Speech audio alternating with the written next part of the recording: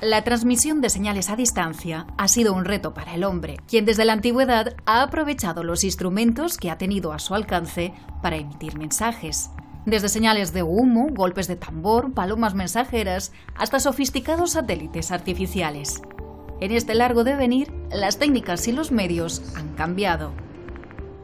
Comunicando de las señales de humo a los satélites, es una exposición que invita a viajar por el tiempo para conocer la historia de la telecomunicación y su influencia en nuestra vida. Esta exposición surgió de una serie de conversaciones que tuvimos precisamente con la Escuela Técnica Superior de Ingenieros de Telecomunicación de la Politécnica de Valencia, en la que se empezó a hablar de la posibilidad de hacer una exposición acerca precisamente de estas tecnologías.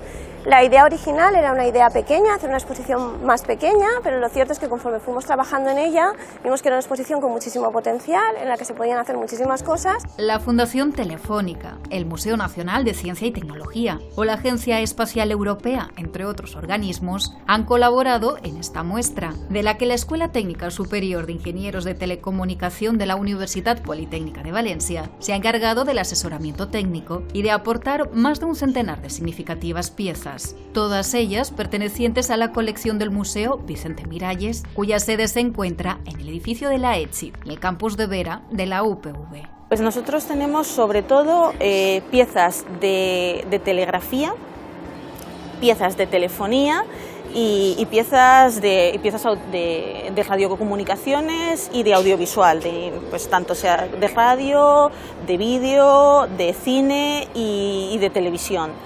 Entonces, son piezas que son muy curiosas, algunas de ellas muy curiosas por su antigüedad y por el uso que han tenido, sobre todo las piezas más antiguas de telegrafía óptica y de telegrafía eléctrica. Por ejemplo, de telegrafía óptica tenemos dos heliógrafos, que son aparatos que se utilizaban para enviar señales ópticas, señales luminosas de un punto a otro, y con el código Morse se podían enviar mensajes luminosos con unos espejos que se reflejaba la luz del sol en ellos.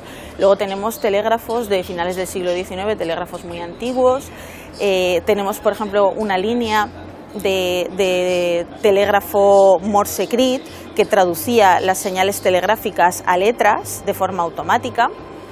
Y luego en telefonía pues también tenemos aparatos de teléfono pues bastante interesantes, aunque los aparatos de teléfono pues más antiguos y casi más bonitos son los que ha traído la Fundación Telefónica, evidentemente. Y luego radios y televisores también de todas las épocas, y los que ha traído la escuela están abiertos, de manera que puedes ver la circuitería interior. Un telégrafo fabricado en la segunda mitad del siglo XIX, una máquina de cifrado y descifrado, un teléfono de sobremesa de batería local que data de 1895 o una centralita manual del año 1935. Son algunas de las piezas originales que se exhiben en esta exposición. Ahí tenemos un telégrafo tipo Hughes que nos ha prestado el Museo Nacional de Ciencia y Tecnología, que es una pieza estupenda. Además es una especie de telégrafo, es un modelo antiguo de telégrafo que consiste en un bastidor con un teclado tipo como si fuera un piano.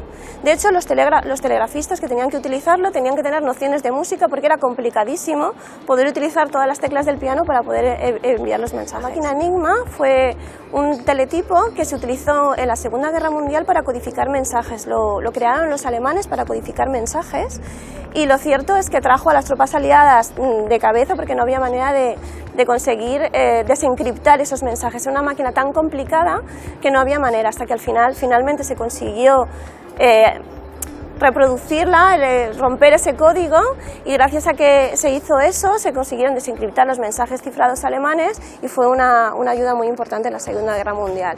De las más recientes tenemos aquí los satélites. Nos han dejado maquetas de algunos de los satélites de la flota de Hispasat, que teníamos que tener representados en esta exposición, por ser precisamente los españoles, y tenemos aquí varias maquetas de ellos. En esta exposición hay un interactivo que son vídeos, son grabaciones de las piezas que hay del Museo de la ETSI, del Museo de Teleco, que funcionan.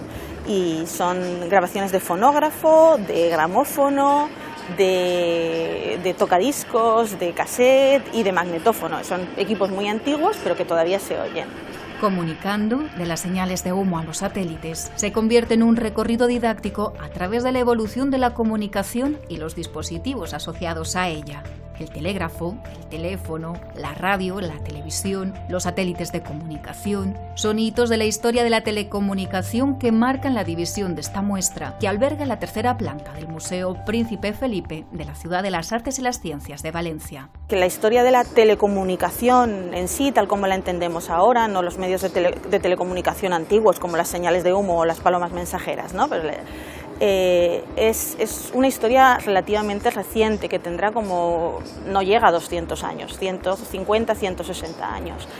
España llegó tarde a los inicios de la telecomunicación. Las líneas de telefonía óptica en España, que son de mediados del siglo XIX, son posteriores a las líneas de telegrafía óptica en otros países. La telegrafía eléctrica llegó más o menos en paralelo, un poquito más tarde, pero más o menos en paralelo, y se tendieron las líneas de telegrafía en todo el territorio del país y también a las Islas Baleares, a Canarias, pues más o menos a finales del XIX. Sin embargo, en España ocurrió un suceso muy trágico, que fue la Guerra Civil Española, que hizo que todo el avance tecnológico se retrasara, y se retrasara pues casi 20 años, porque la televisión, que en otros países es de mitad de los años 30, como en Alemania o en el Reino Unido es de mitad de los años 30, en España llega en 1957, 20 años después.